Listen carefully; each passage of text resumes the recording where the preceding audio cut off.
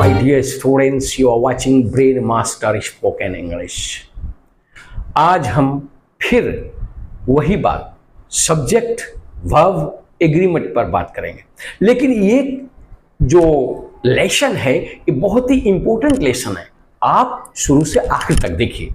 चलिए, अगर singular noun को एंड से जोड़ा जाए, किसी सिंगुलर नाउन को एंड से जोड़ा जाए और उनमें से किसी के पहले ईच, एवरी या नो का प्रयोग हो तो वर्ब सिंगुलर नंबर में प्रयुक्त होता है। अब इसको जानने के लिए एक सेंटेंस को मैं लिख रहा हूं। इस सेंटेंस को अच्छे से देखिए कि ईच, एवरी, नो जब आता है तो किस तरह वो सिंगुलर वर्ब में ही रहता है। First, each man and women has equal rights. अगर ऐसा करें, each man and each women has equal rights, दोनों तरफ देखिए ईच ईच लगा है, एंड से जुड़ा हुआ है। ऐसे जगह पर हैज का इस्तेमाल यानी कि सिंगुलर का इस्तेमाल होता है। यहां पर ईच का इस्तेमाल करेंगे, यहां पर वॉच का इस्तेमाल करेंगे, यानी कि सिंगुलर का इस्तेमाल करेंगे। फिर देखिए, every day and every night brings its own prize. देखिए, एवरी नाइट और एंड से जुड़ गया, एवरी डे भी जुड़ा हुआ है, यहां पर ब्रिंग्स हुआ है। मैं इसको एक रेड सर्कल में आपके सामने में रख रहा हूं। ये दोनों रहने के बाद में भी वर्ब क्या हुआ है, ने सिंगुलर हुआ है। नेक्स्ट देखें, no boy and no girl was present there. No boy, यहां पर देखिए no boy and no girl, यहां एंड से लिखा है, दो व्यक्ति हैं, फिर भी ये क्या हुआ, सिंगुलर वर्ब होगा। It is a grammatical rule. ये मेरा रूल नहीं है, एक ग्रामेटिकल रूल है कि वॉज प्रेजेंट देयर हुआ है। नेक्स्ट देखिए, each and every boy, each and every boy, each भी आया एंड एवरी बॉय भी आया। वॉज गिवन स्वीट्स, हर एक को स्वीट दिया गया, वॉज गिवन स्वीट्स। यहां ईच का पहला आया है। देखिए, रूल्स में कह दिया हूं ईच, एवरी या नो का प्रयोग हो तो अगर ये सब्जेक्ट में है तो क्या आएगा, वर्ब सिंगुलर आएगा। हो गया, वॉज गिवन स्वीट्स।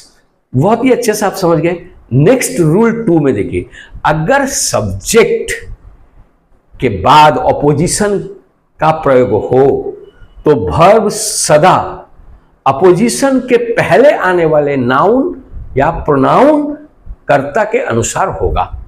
अब आप ये कहेंगे कि सर अपोजिशन है क्या, अपोजिशन है क्या। नाउ एक सेंटेंस देखने से आपको पता चल जाएगा अपोजिशन है क्या। चलिए मैं लिख रहा हूं, I Ram Singh am an honest man.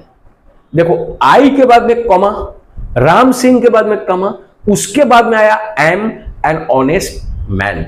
देखो, यहां जो राम सिंह है, मैं यहां पर एक सर्कल रेड कलर में दे रहा हूं। राम सिंह जो है ये अपोजिशन है, क्योंकि आई के बाद में राम सिंह को कमा में रख दिया गया है, इसीलिए वो कहता है अपोजिशन के पहले कौन आया, आई आया। इसलिए यहां पर कौन इस्तेमाल हुआ, एम का इस्तेमाल हुआ। I Ram Singh am an honest man. यहां पर अपोजिशन किसको कहा गया, अपोजिशन राम सिंह को कहा गया, और यहां पर सब्जेक्ट कौन है, आई है। आई के अनुसार यहां पर एम का इस्तेमाल हुआ, यहां पर आर नहीं होगा। फिर देखिए, you Ram are a wicked boy. देखिए, यू के बाद में कमा दिया, राम के बाद में कमा, यहां पर राम कौन हो गया, अपोजिशन हो गया। अपोजिशन के पहले कौन है, यू है, लिहाजा honest wicket boy, wicket boy यहां पर ठीक है।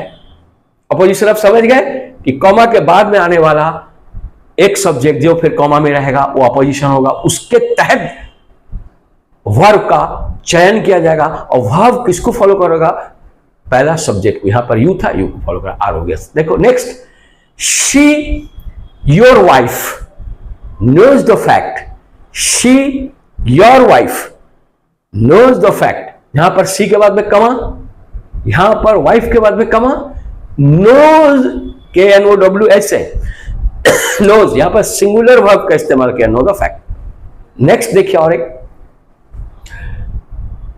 You boy are not go there, you boy are not go there, you के बाद में कमा, बॉय के बाद में कमा, यहां बॉय कौन हुआ, अपोजिशन हुआ, यू कौन है, सब्जेक्ट है, इसलिए देखिए फिर आर को मैंने एक सर्कल में किया, ए प्लूरल है, नॉट गो देयर, किसको फॉलो किया, यू को फॉलो किया। अब मैं फॉलो कर दे रहा हूं सब पर, देखिए आप देखते चले जाइए। नेक्स्ट रूल, फिर एक रूल में आएंगे। अक्सर हम डेयर और नीड का इस्तेमाल करते हैं। डेयर नीड का प्रयोग हम करते हैं वो दो प्रकार में होता है। एक प्रिंसिपल वर्ब, एक प्रिंसिपल वर्ब की तरह होता है।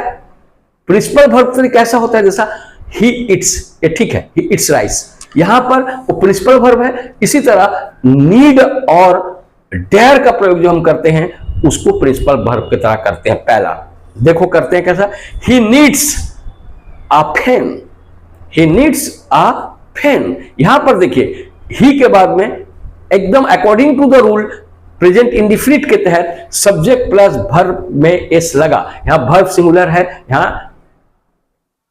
नीड्स भी सिंगुलर है, ये प्रिंसिपल वर्ब में। I do not need your help, I do not need your help, यहां पर देखो डू नॉट के बाद में नीड आया, वर्ब वन हुआ, योर हेल्प।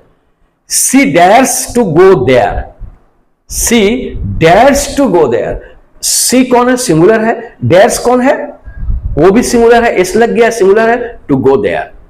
अगर डेयर नीड को नेगेटिव में प्रयोग किया जाए तो, अब देखो अगर हम डेयर और नीड को नेगेटिव में इस्तेमाल करेंगे तो उस वक्त में उसमें और एस का इस्तेमाल नहीं होगा। देखो यहां पर he dare not go there, he dare not go there, यहां पर देखो ही डेयर्स नहीं हुआ, ये according to the grammatical rule है।